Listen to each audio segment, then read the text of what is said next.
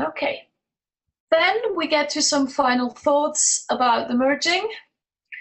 If you look at some complex behaviors, in actual fact, they are not initially one behavior, but they're actually merged behaviors. And you can always train this. But if you have problems with your merged behavior, you can also take it apart again, retrain those little bits, and then go back into the merging. So that way, if you have anything that doesn't work how you want, just split it apart, do it individually again, go back to the merging, and then your merged behavior will again be how you want it to be. Now, one thing that sometimes happens in training is that our animals start merging things together, and this without us really wanting them to. So when you see, or when maybe you do things always in the same order, then it can happen that your animal starts merging it on its own. A little example here.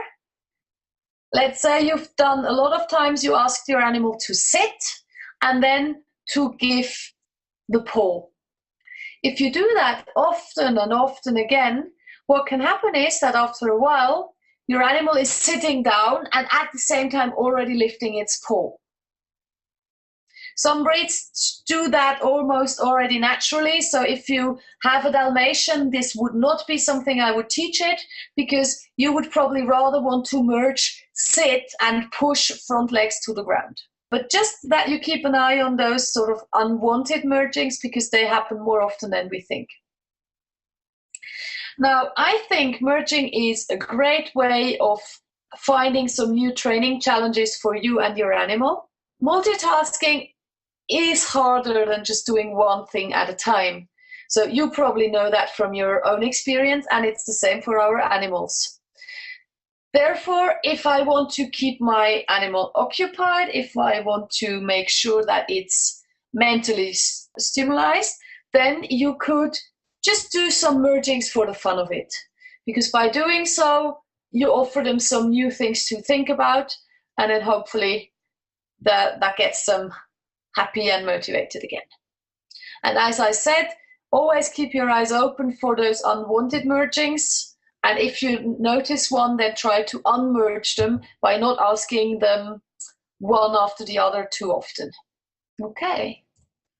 Some more ideas on what you can do. Maybe you're now so hooked on merging that you say, what can I teach my animal which involves merging? You could ask your animal to touch multiple targets at the same time. Let's say nose to the target stick, paws on a mat, shoulder touches your hand. So that's already 3 things at the same time.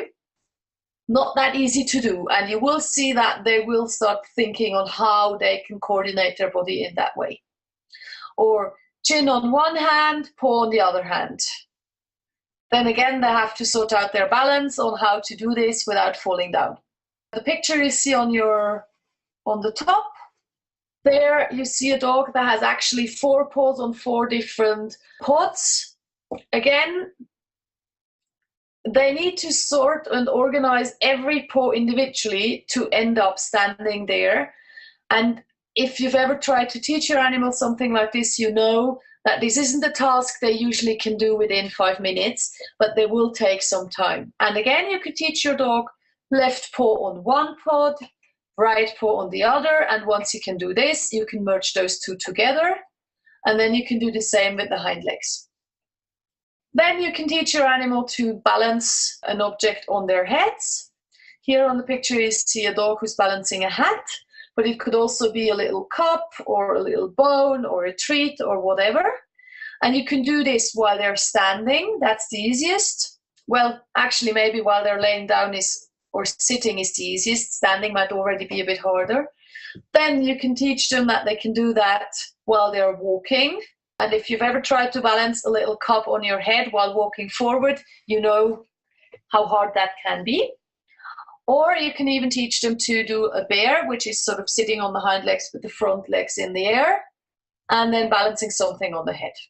Again, one is hard, the other might be hard, 2 together is a little challenge. But for advanced dogs, that might want some new challenges, this is perfect. You could lean on you, train that, which is basically that the dog is leaning on you with his shoulders and then lifting both left paws, for example. So they're actually standing on their two right paws, leaning on you, and lift left front paw and left hind paw. Or a bit more a balancing act for themselves is that the left paw in front and the right paw on the back.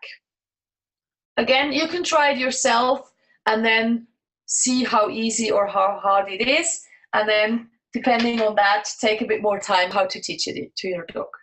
Okay.